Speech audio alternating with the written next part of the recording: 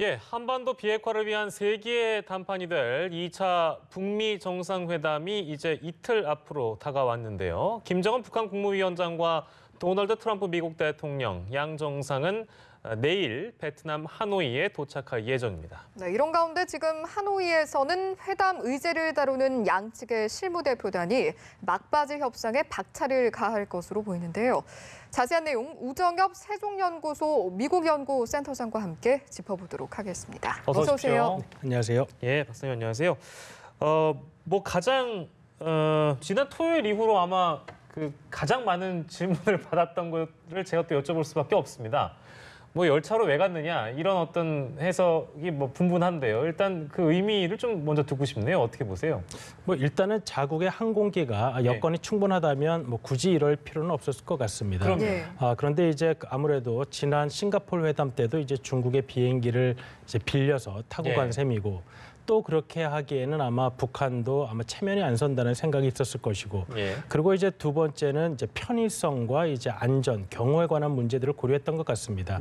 그리고 이제 역사적으로 보아서 이제 김일성 주석이 과거 58년도에 베트남을 방문할 때도 열차를 이용해서 이제 중국까지는 간 적이 있기 때문에 아마도 이제 그런 측면에서 이제 정치적이고 역사적인 메시지도 있을 것이고요.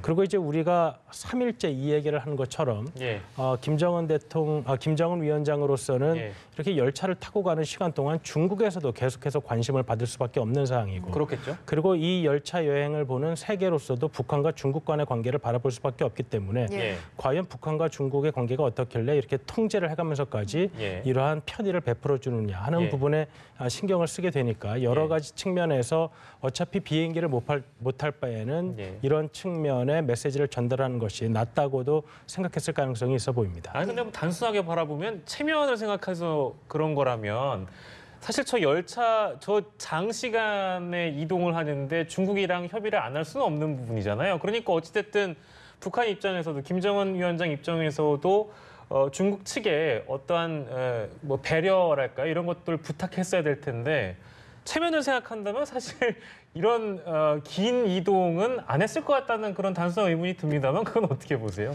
글쎄 아무래도 우리와는 이제 정치 체제가 다르고 그렇기 때문에 접근하는 방식 자체가 다를 수가 있다고 생각이 됩니다.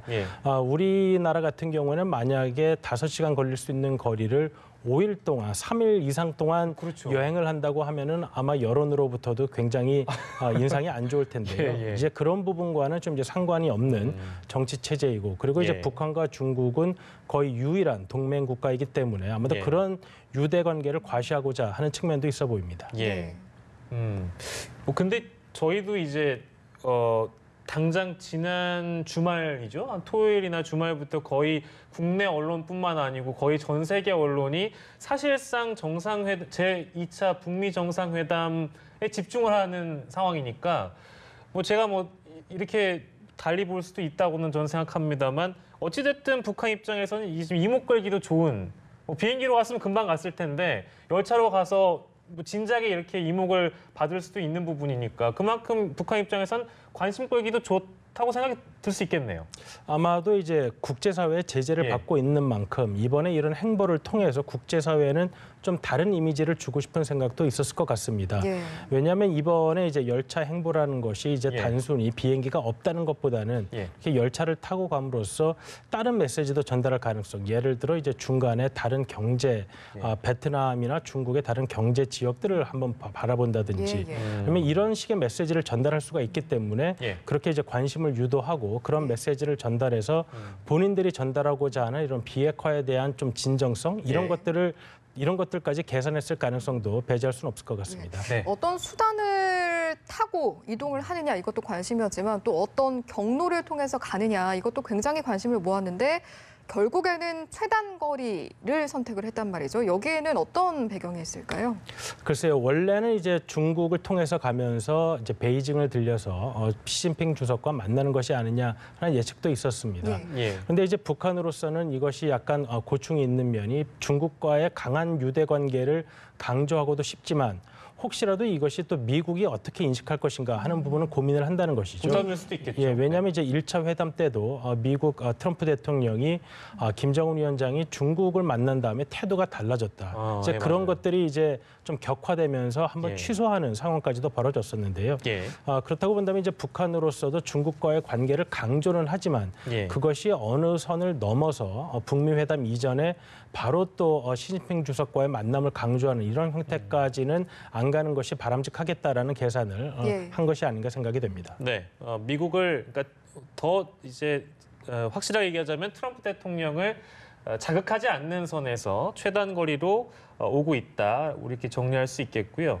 뭐 이런 얘기도 나옵니다. 이제 뭐 그 베트남 일부 지역을 미리 둘러볼 가능성, 특히 이제 뭐 하노이 가는 길목에 삼성전자 그 공장이 있으니까 이제 그거에 대한 뭐 어떤 가능성도 좀 나오고 있는 것 같은데 그건 어떻게 전망하시는지요?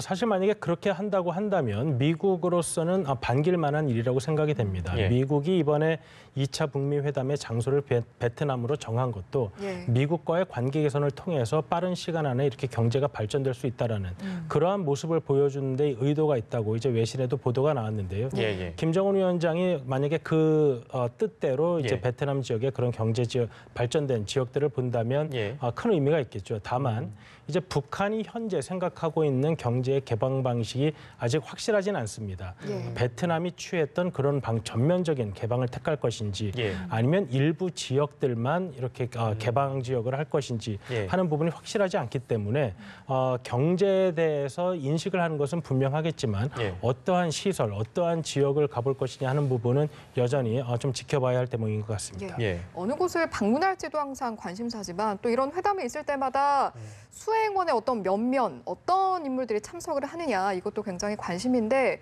이번엔 특히 또 리설주 여사를 비롯해서 퍼스트레이디 외구도 주목을 좀 받았는데 이번 명단에 포함되진 않았거든요. 아무래도 이제 퍼스트레이디 외교 가능성은 좀 낮아졌다라고 봐야 될까요?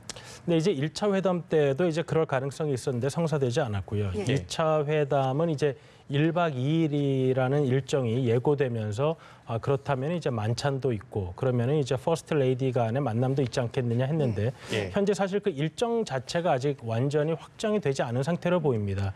그렇게 그것은 이제 두 국가 간에 아직 의제에서도 완전히 조율이 안 됐다는 것이고 그렇다고 예. 본다면 어떠한 완전한 합의문 그리고 성공적인 합의문이란 보장이 없는 상황에서 영부인까지 대동한 어떤 행사적인 개념을 보여주기에는 예. 좀 정치적인 부담이 있었다고도 생각이 되고요. 그래서 예. 아직까지는 보다 이런 실무적인 성격을 강조하는 정상들 간의 이러한 토론의 모습을 좀 더 강조하고자 하는 것이 아닌가 생각이 됩니다. 예. 그 대신에 그 김여정이라든지 이방카 보좌관의 만남은 가능성이 있다고 보시는지요? 글쎄요, 이제 김여정 부부장은 동행하는 것 같지만 예. 이방카 트럼프는 아직까지 그 동행한다는 특별한 그런 게 없기 때문에 예. 아직까지 그것이 확실하진 않습니다. 다만 이제 두 여성이 지도자와 특별한 관계에 있기 때문에 이제 우리가 관심을 갖고 있는데요. 예.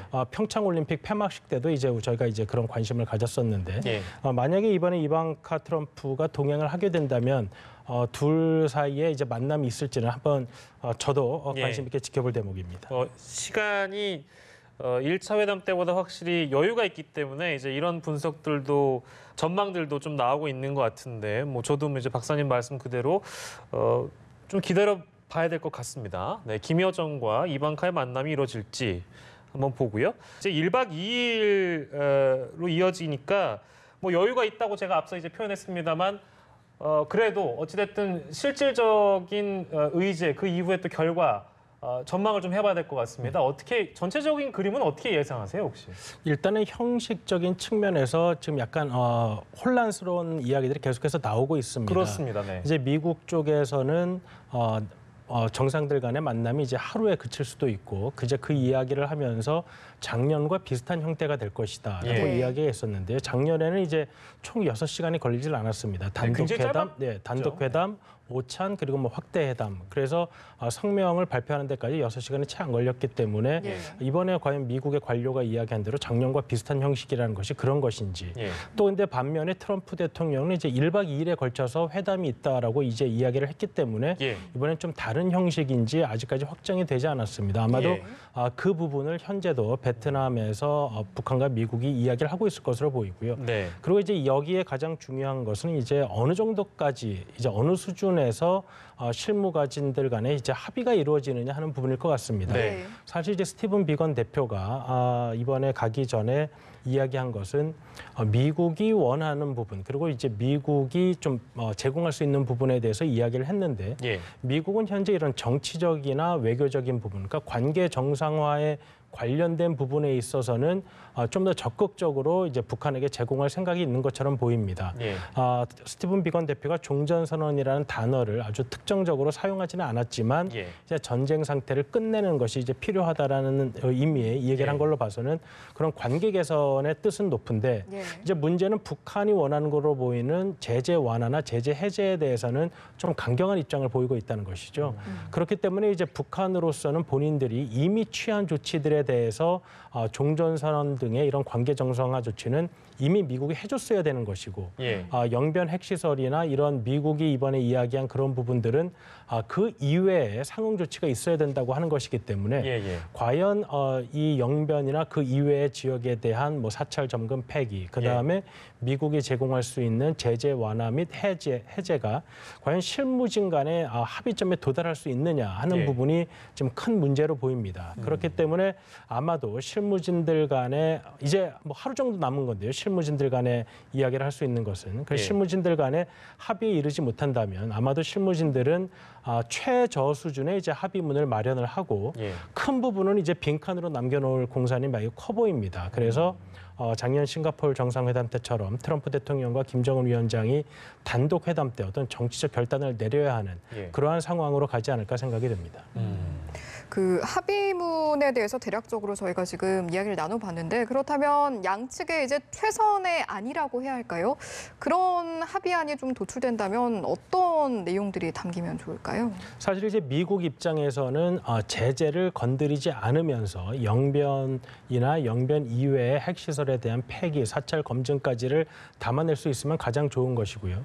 그다음에 이제 북한은 이제 작년 9월 문재인 대통령과의 평양 회담에서 이야기했던 것처럼 미국의 상응 조치가 있으면 영변 같은 시설의 핵 폐기도 고려하겠다라고 얘기를 했습니다. 그렇기 때문에 과연 이제 그런 부분에 있어서 합의가 이루어질 수 있느냐가 가장 큰 건데 만약에 그 정도까지 합의에 이르지 못한다면 북한이 이미 취한 조치인 풍계리나 그리고 지금 해체 중인 동창리 시설에 대한 폐기 그리고 이것과 그런 관계 정상화 부분에 대해서는 어느 정도 합의가 가능할 것으로 보이고요. 그다음에 지난 싱가포르 정상회담 마지막 항의였던 유해 송환에 관한 문제도 좀 더 구체적인 진전을 보일 수는 있습니다. 다만 이제 우리가 관심을 가지고 있는 비핵화와 관련해서 특히 영변과 관련한 부분에 있어서는 지금 이 시점에 어떤 특정한 합의가 도출될 수 있을 것이라 그래서 합의문의 수준이 어떻게 될 것이라고 예측하기는 좀 힘든 면이 있는 것 같습니다. 그러니까요. 뭐 한국이 얘기하는 비핵화나 뭐 예를 들면 미국이 얘기하는 비핵화, 뭐 북한이 생각하는 비핵화 이게 다 달라가지고 예전에도 좀 삐걱거렸던 측면이 없지 않아 있는데 그 부분이 또 오늘 이번에 어떻게 해결되는지 좀 저희가 두고 봐야 되겠네요. 네, 오늘 우정엽 세종연구소 미국 연구센터장과 함께 제2차 북미 정상회담 개략적으로 좀 짚어보는 시간 마련해봤습니다. 박사님 여기까지 듣겠습니다. 고맙습니다. 고맙습니다. 감사합니다.